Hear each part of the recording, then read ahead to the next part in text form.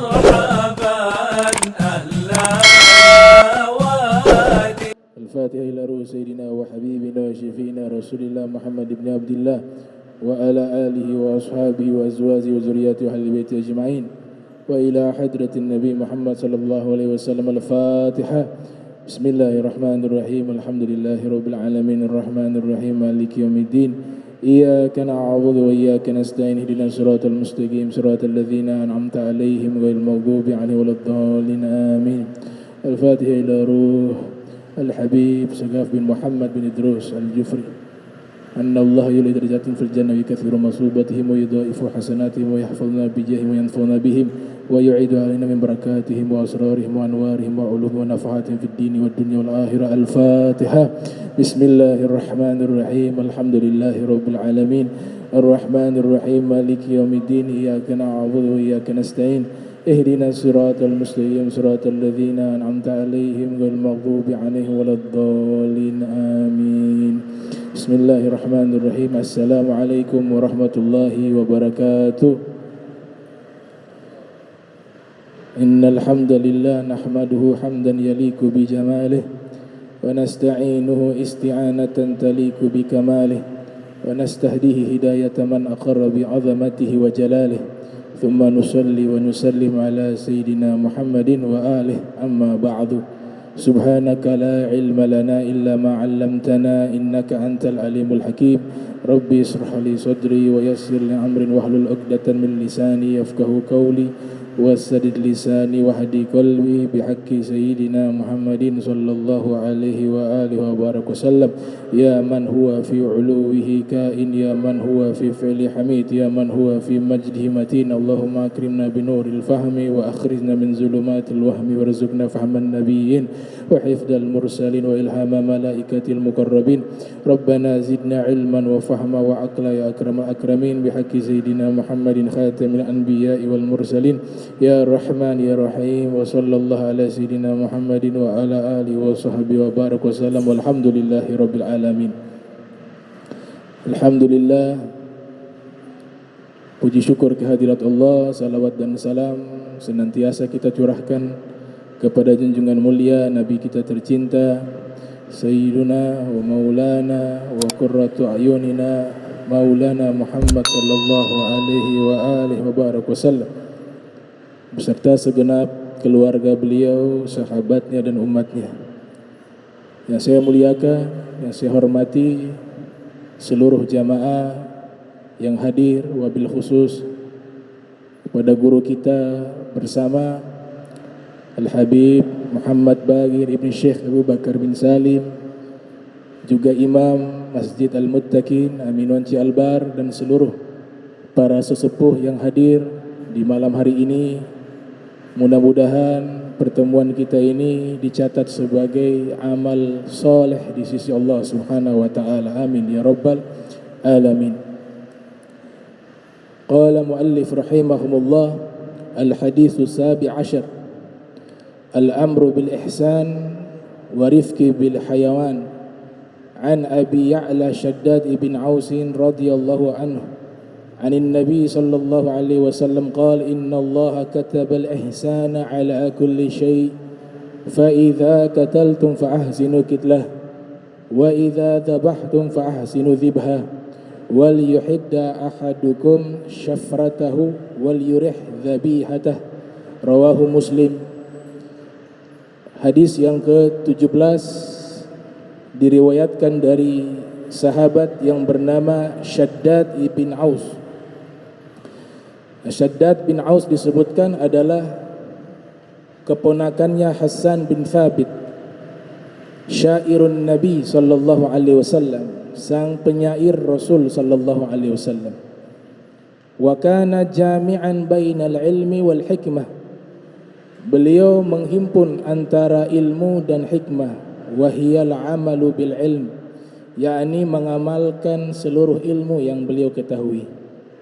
Wa qala Abu Darda, ada seorang sahabat bernama Abu Darda mengatakan, inna likulli ummatin faqiha wa inna faqiha hadhihi al-ummati Shaddad ibn Aus wa inna minan nas man yu'ta ilma wa la yu'ta hilma wa inna Aba Ya'la qad utiya ilma wa hilma. Abu Darda mengatakan sesungguhnya setiap umat memiliki seorang ulama yang ahli hukum, dan sesungguhnya ulama yang ahli hukum di umat Islam adalah Syaddad ibn Aus. Dan sesungguhnya daripada manusia ada yang diberikan ilmu namun tidak diberikan sifat hilim, dhabtun nafsi wa tab'i inda haijanil ghadab, yaitu mampu menahan amarah dan emosi tatkala memuncak emosi tersebut. Dan sesungguhnya Aba Ya'la sungguh diberikan ilmu dan diberikan sifat hilma. Beliau disebutkan sebagai faqih, ahli fikih, dan adanya para fuqaha, khususnya para ulama, itu adalah satu bentuk keamanan bagi umat Nabi Muhammad sallallahu alaihi wasallam daripada dekatnya hari kiamat. Kita kehilangan banyak ulama. Beberapa hari yang lalu kita kehilangan sosok daripada cucu dari guru tua, Al-Habib Saqaf bin Muhammad bin Idrus bin Salim Al-Jufri. Perlu diketahui bahwa bertepatan juga dengan bulan Agustus, yang tidak lain adalah bulan yang dimana ada momentum peristiwa kemerdekaan Republik Indonesia 17 Agustus. Ada di antara guru-guru kami menyatakan ketika kami studi di Universitas Syafi'iyah di Jakarta di Pondok Gede, ada beberapa kiai mengatakan bahwa bendera merah putih Republik Indonesia itu sebenarnya sejarahnya itu dari usulannya guru tua Al-Habib Idrus bin Salim Al-Jufri. Sebelum kemerdekaan Republik Indonesia atau mendekati kemerdekaan Republik Indonesia, belum ada penetapan bendera Republik Indonesia. Guru tua menulis surat yang isinya mengusulkan agar bendera Republik Indonesia itu berwarna merah dan putih. Kemudian surat itu disampaikan kepada Kiai Haji Hashim Asy'ari, dan Kiai Hashim Asy'ari menyampaikan usulan bendera merah putih tersebut kepada Insinyur Soekarno. Insinyur Soekarno menerima daripada saran yang sumbernya itu berasal dari guru tua Al-Habib Idrus bin Salim Al-Jufri, muassis Al-Khairat, pendiri Al-Khairat, seorang ulama besar, seorang wali min auliyaillah. Maka lahirlah pemikiran yang membuat simbol bendera Republik Indonesia yaitu merah putih. Itu asal muasalnya dari guru tua. Bahkan guru tua membuat syair tentang bendera merah putih. Kullu ummatin laha ramzu izzin wa ramzu izzina al-hamra'u wal bayda'u. Setiap bangsa memiliki simbol kebesaran, dan simbol kebesaran kami bangsa Indonesia adalah merah dan putih. Itu syair daripada guru tua tentang bendera merah putih. Ada ulama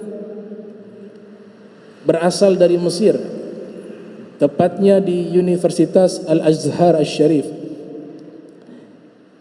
pernah menyatakan bahwa yang dimaksudkan di dalam hadis yang diriwayatkan oleh Imam Muslim yang lahir tahun 204 Hijriah, wafat pada tahun 261 Hijriah, dari sahabat bernama Thauban, menyatakan Rasul sallallahu alaihi wa alihi wasallam bersabda, innallaha zawalil arda fara'aitu masyariqaha wa magharibaha. Sesungguhnya Allah subhanahu wa ta'ala mendekatkan bumi di hadapanku, sehingga aku bisa melihat bumi yang paling timur dan paling barat, kata Nabi sallallahu alaihi wasallam. Wa inna ummati sayablughu mulkuha ma zuya liminha, dan sesungguhnya umatku kerajaannya akan sampai di wilayah yang Allah dekatkan di hadapanku, yaitu paling timur dan paling barat. Wa u'titul kanzain, dan aku diberikan dua pusaka, al-ahmar wal abyad, pusaka merah dan pusaka putih. Seorang syekh di Al-Azharus Syarif mengatakan yang dimaksudkan pusaka merah putih di sini isyarat kepada Republik Indonesia. Imam Nawawi dalam Syarah Muslim yang lahir tahun 631 Hijriah, wafat 676 Hijriah, beliau coba menjelaskan makna dua pusaka merah dan putih dengan pernyataan yang dimaksud merah putih adalah Romawi dan Persia akan dikuasai oleh umat Islam. Terlepas daripada pernyataan yang disampaikan oleh ulama Azharus Syarif bahwa bisa jadi bendera merah putih yang dipilih oleh guru tua ada hubungannya dengan hadis Nabi Muhammad sallallahu alaihi wasallam, karena beliau memutuskan sesuatu lewat salat istikharah, lewat munajat kepada Allah Subhanahu wa taala. Inilah sekilas tentang sejarah bendera pusaka merah putih. Kemudian kita kehilangan para ulama yang wafat, itu adalah musibah yang paling terbesar. Allah Subhanahu wa taala berfirman di dalam surat At-Taghabun, ma asab min musibah illa biiznillah wa may yu'min billahi yahdi qalbah wallahu bikulli syai'in alim.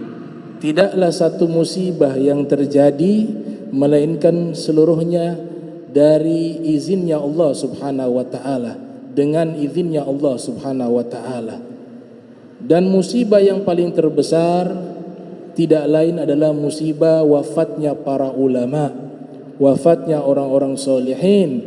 Maka dikatakan oleh Syekh Nawawi Al-Bantani, beliau meriwayatkan dalam kitabnya Tanqihul Qaul Hafiz ala Syarhi Lubabil Hadis, mautul alim mautul alam, wafatnya seorang alim itu bagaikan wafatnya alam semesta. Ini juga yang dinyatakan oleh Nabi kita Muhammad sallallahu alaihi wasallam di dalam hadisnya yang diriwayatkan oleh Al-Imam Tabrani yang lahir tahun 260 Hijriah, wafat pada tahun 360 Hijriah, di dalam kitabnya Al-Mu'jam Al-Kabir. Juga hadis ini diriwayatkan oleh Al-Imam Al-Baihaqi yang lahir tahun 384 Hijriah, wafat pada tahun 548 Hijriah. Rasul sallallahu alaihi wa alihi wa barak wasallam bersabda, mautul alim musibah lam tujbar wa thulmatun lam tusadd wa najmun tumis mautu qabilatin aisar min mauti alim. Beliau menyatakan wafatnya seorang alim itu adalah satu musibah yang tidak bisa ditutupi, satu lubang yang tidak bisa ditutupi, bagaikan bintang yang kehilangan cahayanya. Wafatnya satu suku, qabilah, itu jauh lebih mudah dibanding wafatnya seorang ulama, kata Nabi kita Muhammad sallallahu alaihi wasallam.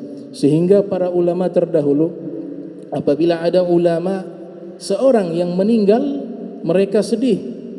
Bahkan disebutkan oleh Al-Imam Abu Nuaim Al-Asfahani dalam kitabnya Hilyatul Awliya wa Tabaqatul Asfiya, ada seorang tabi'in bernama Ayyub As-Sikhtiyani. Beliau belajar kepada banyak para tabi'in dan juga beberapa sahabat. Al-Imam Az-Zahabi memberikan julukan kepada beliau Al-Imam Al-Hafiz Sayyidul Ulama, Imam Al-Hafiz, pemimpin para ulama.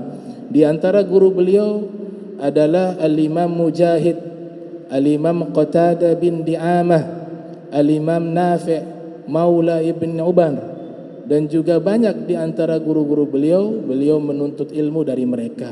Murid-murid beliau ada Sufyan Ats-Tsauri, ada Sufyan Ibn Uyainah, ada Imam Malik bin Anas dan Imam Syu'bah. Dan Ayyub As-Sikhtiyani adalah seorang perawi hadis Nabi yang namanya tertulis di dalam kitab induk 6 Kutubus Sittah yang ada di dalam kitab-kitab hadis Nabi Muhammad sallallahu alaihi wasallam, Sahihul Bukhari, Sahihul Muslim, Sunan Abi Daud, Sunan Tirmizi, Sunan An-Nasa'i, Sunan Ibn Majah. Bahkan di dalam Musnad Ahmad bin Hanbal juga beliau termaktub sebagai periwayat hadis. Disebutkan oleh Imam Abu Nuaim Al-Asfahani tatkala ada seorang meninggal dari ahli ilmu dan dinyatakan oleh Syekh Ayyub, beliau mengatakan inni ukhbir li mauti rajuli min ahli sunnah wa ka'anni afqudu ba'da a'dha'i. Beliau mengatakan saya diberitakan bahwa ada seorang ahli hadis meninggal dunia.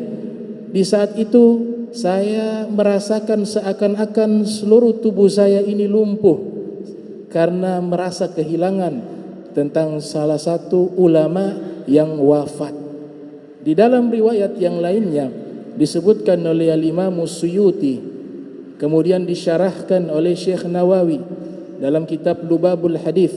Al-Imam Suyuti yang lahir tahun 849 Hijriah, wafat 911 Hijriah, ada riwayat yang menyatakan bahwa ini adalah sabda Nabi.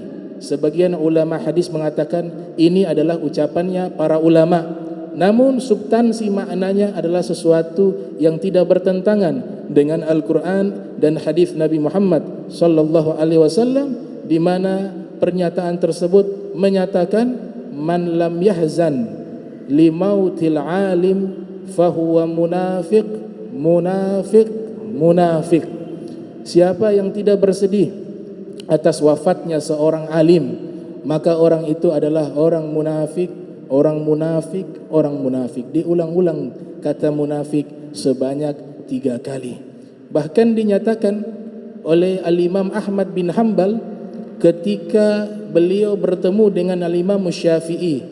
Al-Imam Ahmad bin Hanbal disebutkan di dalam beberapa kitab seperti Nurul Absar fi Manaqibi Ali Mukhtar, beliau mencapai derajat hafalan hadis itu 1 juta hadis Nabi Muhammad sallallahu alaihi wasallam. Namun beliau menyatakan al-haditsu muglaqun alaina hatta jaa asy-Syafi'i bimafatihi fafatahahu fafahimnahu. Hadis terkunci bagi kami. Maknanya beliau hafal hadis yang jumlahnya banyak, namun pada waktu itu banyak hadis yang beliau belum pahami secara keseluruhan makna-makna dari hadis tersebut. Sehingga beliau katakan hadis terkunci bagi kami hingga Imam Syafi'i datang membawa kunci dan beliau bukakan kunci-kunci hadis tersebut, fafahimnahu, lalu kami pun paham tentang maksud dari hadis-hadis yang dinyatakan oleh Nabi kita Muhammad sallallahu alaihi wasallam. Beliau menyatakan ma shallaitu salatan mundu arba'ina sanatan illa wa ana ad'u lisyafi'i. Tidaklah saya melaksanakan satu solat selama 40 tahun melainkan pasti saya doakan kepada guru saya seorang ulama Al-Imam Syafi'i. Bahkan beliau mengatakan kana Syafi'iyyu kasyamsi lidunya wa kal'afiyati linnas. Adalah Imam Syafi'i bagaikan matahari yang menerangi dunia dan bagaikan obat keselamatan bagi seluruh manusia. Mereka rasakan pentingnya ulama yang hadir. Mereka rasakan begitu pentingnya para ulama yang hidup di tengah-tengah kita. Maka ketika kehilangan walaupun hanya satu dari para ulama, mereka merasakan kehilangan yang sangat luar biasa. Inilah musibah yang sesungguhnya.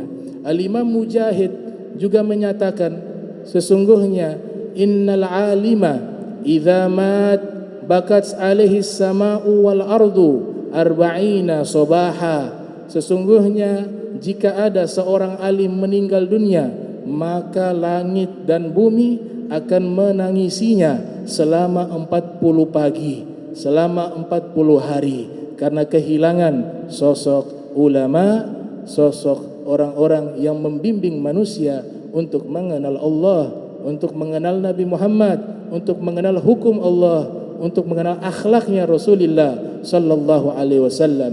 Al-Imam Hasan Al-Basri juga menyatakan, sebagaimana dikutip oleh Al-Imam Al-Ghazali dalam kitabnya Muqashafatul Qulub.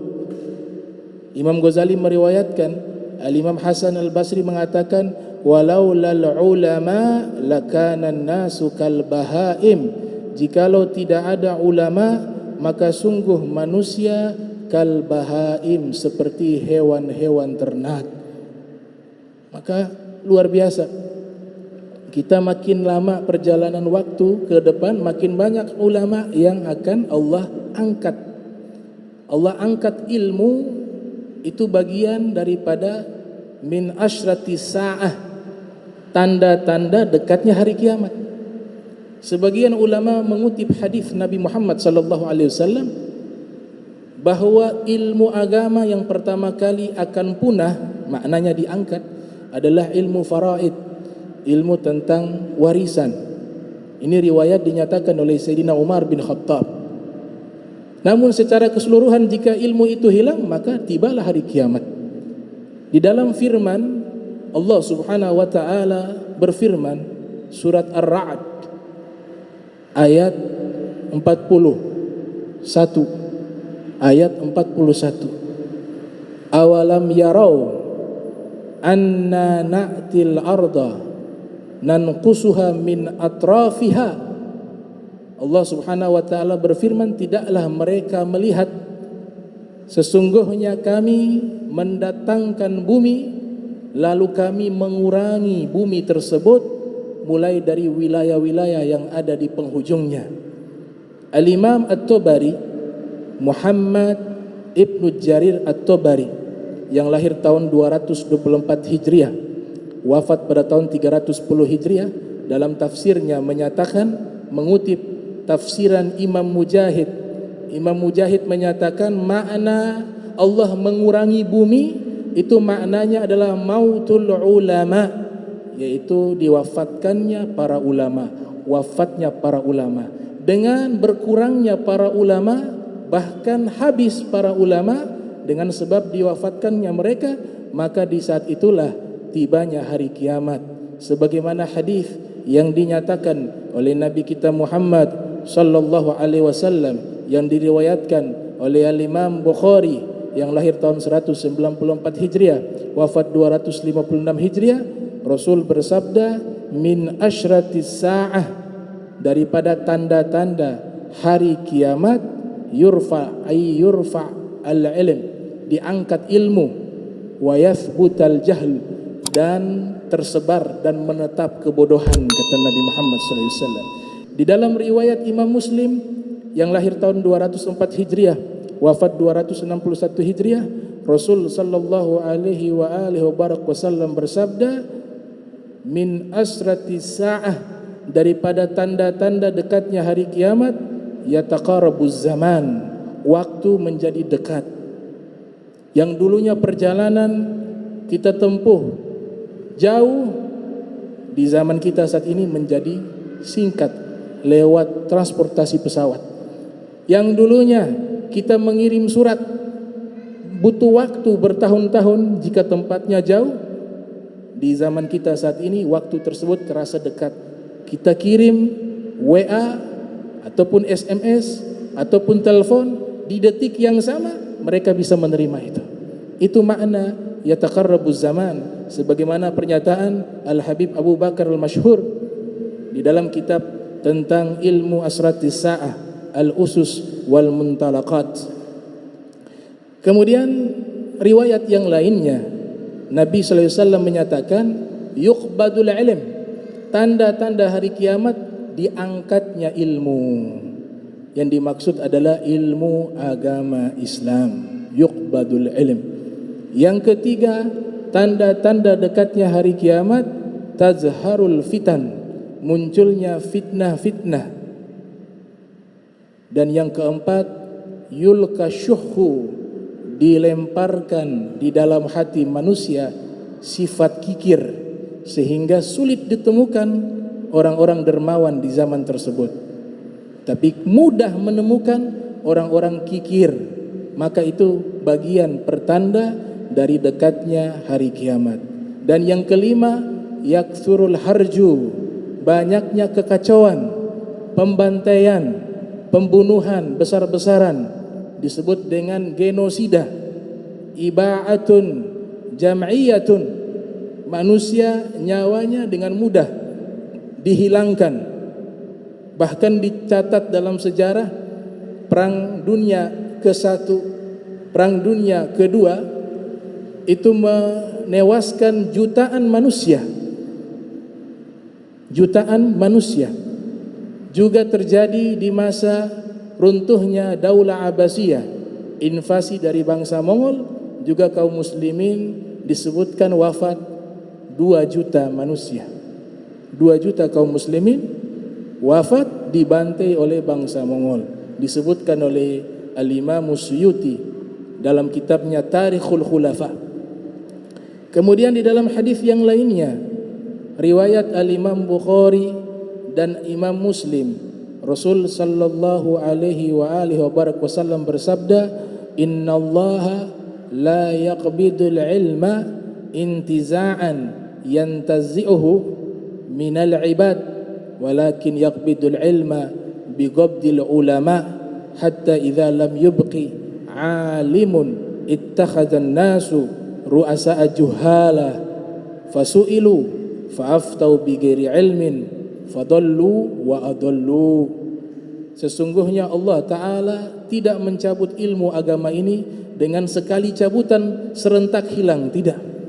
Allah tidak mencabut dari pikiran dan hatinya para ulama, akan tetapi cara Allah mencabut ilmu tersebut dengan mewafatkan para ulama, bigobdil ulama, hingga datang satu masa tidak tersisa seorang alim pun. Maka manusia mengangkat orang-orang bodoh menjadi ulama, dan apabila ditanya tentang masalah agama, mereka menjawab berfatwa tanpa dasar ilmu. Fadallu wa adallu, maka mereka sesat dan juga mereka menyesatkan. Al-Imam An-Nawawi ketika mensyarahkan makna hadis tersebut, beliau mengatakan laisa huwa mahwuhu min suduri hufadhihi. Makna hadis tersebut bukan Allah menghapus ilmu yang sudah ada di dalam dada mereka, tapi makna walakin ma'nahu annahu yamut hamalatuhu. Tapi makna dari hadis tersebut bahwa ilmu tersebut akan hilang dengan wafatnya para ulama.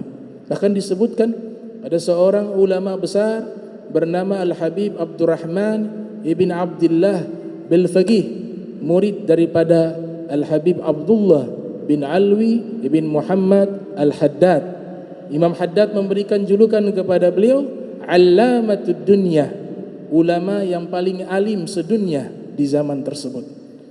Menjelang detik-detik beliau wafat, beliau menyatakan di hadapan murid-muridnya, di hadapan keluarganya, bahwa saya sedih karena akan hilang 40 ilmu. Dalam riwayat yang lain 70 ilmu akan hilang bersama saya, karena saya belum sempat mengajarkan ilmu tersebut.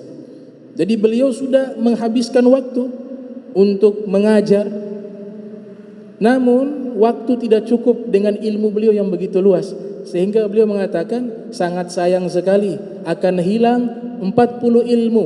Riwayat yang lain menyatakan 70 ilmu dengan sebab wafatnya saya. Maka musibah mana yang lebih besar? Seperti musibah hilangnya, wafatnya para ulama.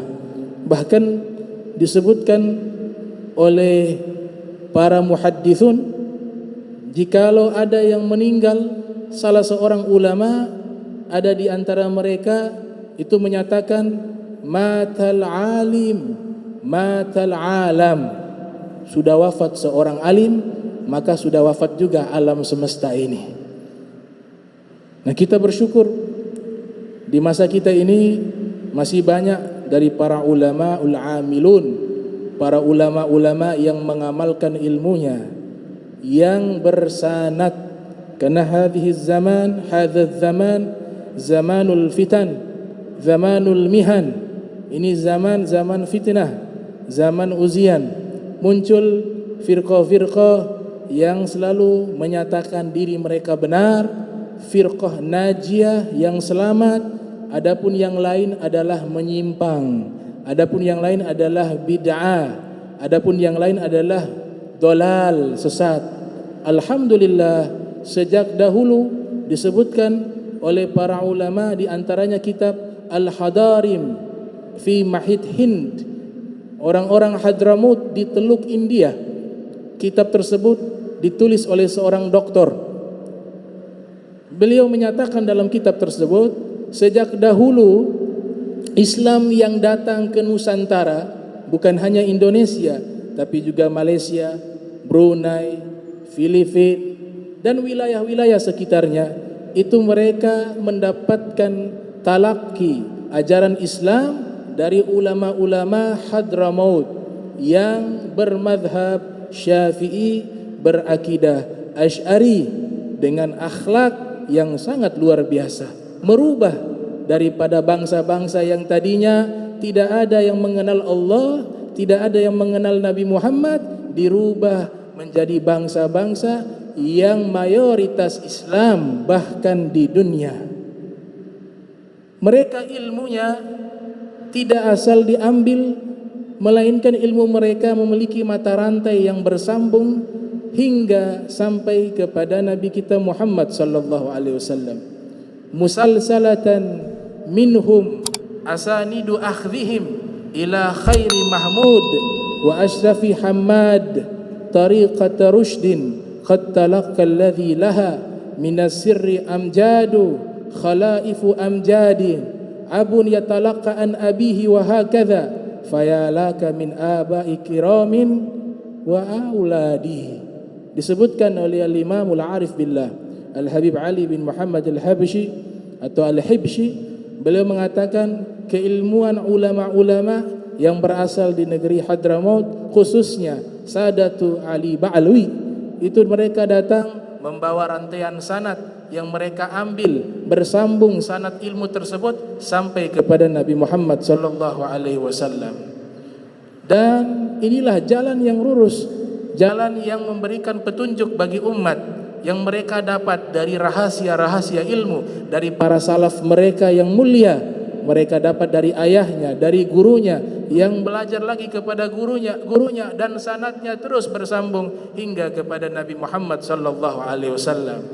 Maka pemahaman dua pusaka Nabi yang Nabi tinggalkan kepada kita, Nabi sebutkan, walaupun hadis ini mursal, wa mursalun minha sahabius saqat wa kul qaribun ma rawin faqat, terputus sanadnya dari sahabat, tidak nyampe tabi'in langsung ke Nabi.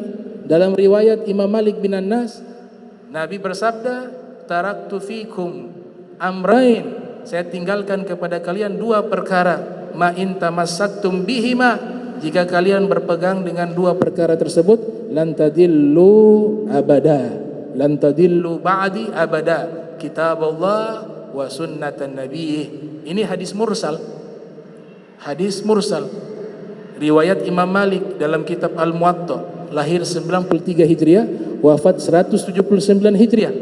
Riwayat yang sahih adalah kitab Allah wa itrati ahla baiti, aku tinggalkan dua pusaka, Al-Quran dan keturunanku, ahlul baitku. Al-Imam Mula Al-Qari ketika menjelaskan makna hadis tersebut, yang dimaksudkan pusaka Nabi, keturunanku dari ahlul bait, minal ulama, yaitu ahlul bait Nabi, turunan Nabi yang ulama, yang ahli ilmu. Mereka itulah pusaka yang Nabi sallallahu alaihi wasallam tinggalkan. Karena pemahaman daripada Al-Quran itu bisa berbeda. Teks Al-Quran Allah jaga, inna nahnu nazzalna dzikra wa inna lahu lahafizun. Kami turunkan Al-Qur'an dan kami menjaganya. Makna yang dijaga di dalam Al-Qur'an ini adalah lafadznya, teksnya, bukan maknanya. Maka kalau maknanya, kaum Khawarij, mereka banyak yang hafal Al-Qur'an, mereka tahu arti-arti dalam Al-Qur'an, tapi pemahamannya keliru, hingga mengatakan kepada Sayyidina Ali bin Abi Thalib, la hukma illa lillah, tidak ada hukum kecuali hukum Allah. Sayyidina Ali mengatakan, kalimatul haq yuradu bihal batil, ucapannya benar tapi tujuannya adalah kebatilan karena salah di dalam memahami. Wa kam min aibin qaulan sahiha wa afatuhum minal fahmi sakimi, berapa banyak orang yang menyalahkan pendapat yang benar karena sebab pemahamannya yang keliru.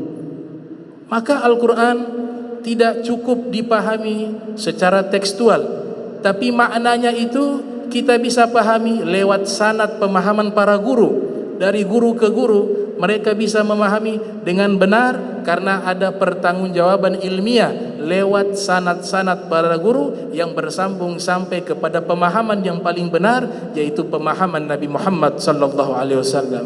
Sehingga Profesor Dr. Sayyid Muhammad bin Alwi Al-Maliki, beliau mengarang kitab khusus berjudul Manhajus Salaf fi Fahmin Nusus, metode para salaf di dalam memahami Al-Quran dan memahami hadis Nabi Muhammad sallallahu alaihi wasallam. Ada cara, ada metode dan ada landasan ilmu di dalam memahami Al-Quran dan hadis Nabi Muhammad sallallahu alaihi wasallam, dan pemahaman yang benar adalah pemahaman yang bisa dipertanggungjawabkan lewat sanad-sanad keguruan yang bersambung hingga kepada pemahaman Nabi Muhammad sallallahu alaihi wasallam. Jadi terjaganya Al-Quran, lafadznya, maknanya tidak ada jaminan perjagaan dari Allah. Sehingga banyak firqah-firqah yang menyimpang memahami Al-Quran dengan keliru. Disinilah pusaka yang Allah Ta'ala berikan kepada Nabi, ulama-ulama dari kalangan Ahlul Bait Nabi atau ulama-ulama yang tidak memiliki nasab kepada turunan Rasulullah, namun mereka memiliki sanad keguruan yang bersambung kepada ulama-ulama dari turunan Nabi Muhammad sallallahu alaihi wasallam. Jika kita pelajari para kiai-kiai yang dahulu berjuang untuk Republik Indonesia dari golongan ahli sunnah wal jamaah, tidak ada satu di antara mereka melainkan pasti memiliki guru yang adalah anak turunannya Nabi Muhammad sallallahu alaihi wasallam dari para ulama ahlul bait Rasul sallallahu alaihi wasallam. Seperti pendiri Nahdlatul Ulama Kiai Haji Hashim Asy'ari, beliau di antara guru-gurunya dari ulama kalangan ahlul bait Rasul, yaitu kakak daripada Al-Habib Ali bin Muhammad Al-Habsyi, bernama Al-Habib Husain bin Muhammad Al-Habsyi. Itu adalah salah satu guru daripada Kiai Haji Hashim Asy'ari dan kiai-kiai lainnya, Kiai Mahfud Termasi, Syekh Nawawi Banteni, Kiai Soleh Darat, Kiai Khalil Bangkalan, Kiai Ihsan Jampe, semuanya memiliki sanad guru yang bersambung kepada ulama dari keturunan Rasulullah sallallahu alaihi wasallam. Dan sanad ini adalah hal yang sangat penting, khususnya di zaman kita saat ini yang penuh dengan fitnah. Bahasa ini sekarang coba dibelokkan, coba dimanipulasi, coba dieksploitasi, sehingga sanad itu mereka yang tidak memiliki sanad selalu menyatakan sanad tidak penting. Yang mereka katakan yang dimaksudkan oleh Muhammad bin Sirin, oleh Imam Ibnu Mubarak, al-isnad minad-din, al-isnad minad-din, laula al-isnad laqala man syaa ma syaa, al-isnad minad-din, unzuru mimma takhuduna dinakum. Mereka mengatakan ini hanya masalah hadis. Sanad dibutuhkan hanya di dalam masalah periwayatan hadis. Ini namanya manipulasi makna. Sanad dibutuhkan seluruh ilmu. Alhamdulillah, para ulama yang datang dari negeri Hadramaut sejak dahulu, mulai dari zaman Wali Songo dan sebelumnya dan sesudahnya, mereka sudah menyatakan bahwa akidah mereka yang dibawa Asy'ariyah. Al-Imam Abdul Qahir Al-Baghdadi, beliau menjelaskan sanad daripada Abu Hasan Al-Asy'ari yang bersambung sampai kepada Nabi Muhammad sallallahu alaihi wasallam dalam kitabnya Al-Farqu Bainal Firaq karya Al-Imam Abdul Qahir Al-Baghdadi. Itu sanad ilmu tauhid, ilmun yabhathu fi itsbatil aqaidi diniyah bil adillati yakiniyah al-agliyah wa nagliyah allati tuzilu kulla syak. Ilmu yang membahas tentang keyakinan agama Islam dengan dalil-dalil yang meyakinkan, dalil rasionalis dan kutipan-kutipan nas, tujuannya menghilangkan keraguan, dinamakan dengan ilmu tauhid, ilmu kalam, ilmu iman, ilmu akidah. Bernisbat kepada siapa? Abu Hasan Asy'ari yang lahir tahun 260 Hijriah, wafat 324 Hijriah. Sanadnya sampai kepada Nabi Muhammad sallallahu alaihi wasallam. Kemudian ilmu fikih, sanadnya bersambung sampai kepada Imam Nawawi, bersambung lagi seterusnya sampai kepada Al-Imam Syafi'i. Imam Syafi'i belajar lagi, gurunya sanadnya bersambung kepada Imam Ja'far Shadiq. Imam Malik bin Anas belajar kepada Imam Ja'far Shadiq, sampai sanadnya dari guru ke guru, ayah ke ayah, sampai kepada Nabi Muhammad sallallahu alaihi wasallam. Dan itu terdata, tertulis. Ada yang lewat hafalan, ada yang lewat tulisan. Sanad ilmu tasawuf, tariqah. Nabi bersabda dalam kitab Al-Mizanul Kubra bahwa syariatku, ja'at syariati, itu akan terpecah tariqah menjadi 70 lebih tariqah. Dan setiap tariqah yang diikuti adalah najah, selamat. Itu pun punya sanad tariqah. Jadi seluruh ilmu agama itu sebenarnya membutuhkan sanad, bukan hanya ilmu hadis. Namun sebagian orang yang tidak punya sanad mengatakan tidak penting sanad karena tidak punya sanad. Sanad penting untuk semua bidang ilmu agama, karena disitulah ada pertanggungjawaban ilmiah. Karena Al-Quran, hadis Nabi, dan ilmu-ilmu agama yang diwariskan oleh Nabi kita Muhammad sallallahu alaihi wasallam, yang diwariskan kepada para ulama, innal ulama'a warathatul anbiya wa innal anbiya'a lam yuwarrithu dinara wala dirhama wa innama warrathul ilma faman akhadhahu akhadha bihadzin wafir. Nabi bersabda, sesungguhnya para ulama pewaris. Pewaris, makna waris mata rantai. Ulama pewaris para nabi. Warisan itu kalau hitungannya harta, harus punya hubungan dengan pemilik harta. Hubungan nasab, hubungan perkawinan, baru bisa dapat hak warisnya. Ilmu yang diwariskan oleh Nabi harus punya hubungan mata rantai. Wa waritha Sulaimanu Dauda. Dalam Al-Quran Allah Ta'ala berfirman, Nabi Sulaiman mewarisi segala sesuatu yang dimiliki oleh ayahnya Nabi Daud. Al-Imam Ibn Katsir yang lahir tahun 700 Hijriah, wafat 774 Hijriah, dalam tafsirnya mengatakan dia mewariskan 3. Yang pertama al-mulk, kerajaan. Nabi Daud mewariskan kepada Nabi Sulaiman kerajaan. Yang kedua nubuwah, kenabian. Oleh sebab itu Nabi Muhammad SAW punya anak laki-laki masih usia belia, wafat. Karena teori yang biasa terjadi, jika ada anak dari seorang nabi dan anak itu laki-laki, pasti menjadi nabi. Sedangkan Nabi kita Muhammad sallallahu alaihi wasallam adalah penutup para nabi. Ana khatamun nabiyyin la nabiyya ba'di. Aku adalah nabi penutup, tidak ada nabi setelahku. Ada seorang ulama bernama Imam Suyuti dalam kitabnya Tadribur Rawi mengatakan, ada seseorang bernama Muhammad Asy-Syami, Muhammad bin Sa'id Asy-Syami, dia coba memalsukan hadis tersebut. Dia menambahkan hadis yang Nabi nyatakan, ana khatamun nabiyyin la nabiyya ba'di illa insyaallah, kecuali Allah berkehendak masih ada nabi lagi. Ternyata ujung-ujungnya dia mengaku sebagai nabi. Dia palsukan hadis tersebut. Itu termaktub di dalam kitab Tadribur Rawi karya Imam Suyuti.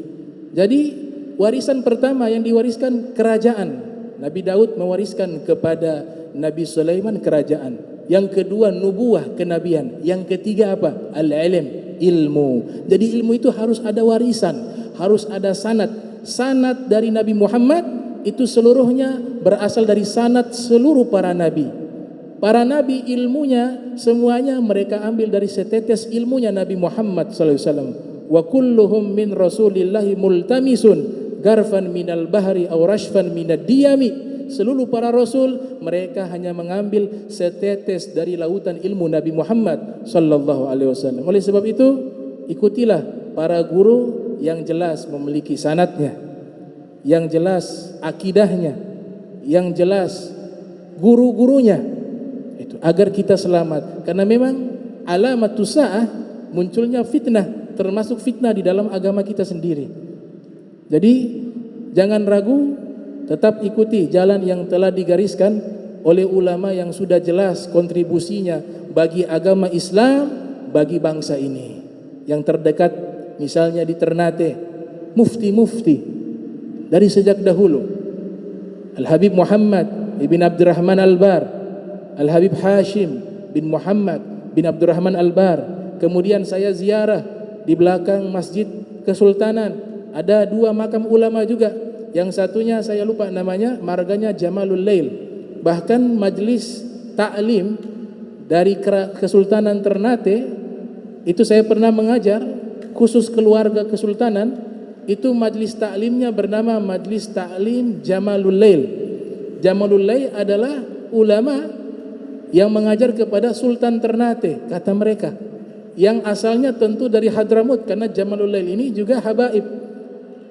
Kemudian di samping makam lainnya ada Al-Habib Hasan bin Hussein Baharun. Itu kuburannya ada di belakang Masjid Kesultanan. Dan saya coba menghitung tahun lahirnya dan tahun wafatnya, kurang lebih beliau itu 200 tahun yang lalu. Wafat 200 tahun yang lalu. Kemudian guru tua Al-Habib Idrus bin Salim Al-Jufri, sudah jelas kontribusinya, bahkan diangkat sebagai pahlawan nasional. Berapa banyak sekolah yang beliau bangun, berapa banyak tempat yang beliau berdakwah.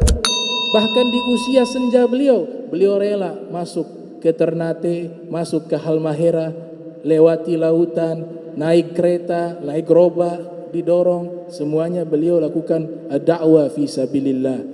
Para kiai-kiai juga berjuang di tanah Jawa. Kiai Hashim Asy'ari, Khalil Bangkalan, Kiai Asad Arifin, dan banyak dari para ulama-ulama yang mereka itu satu keluarga, satu sanad, satu ilmu.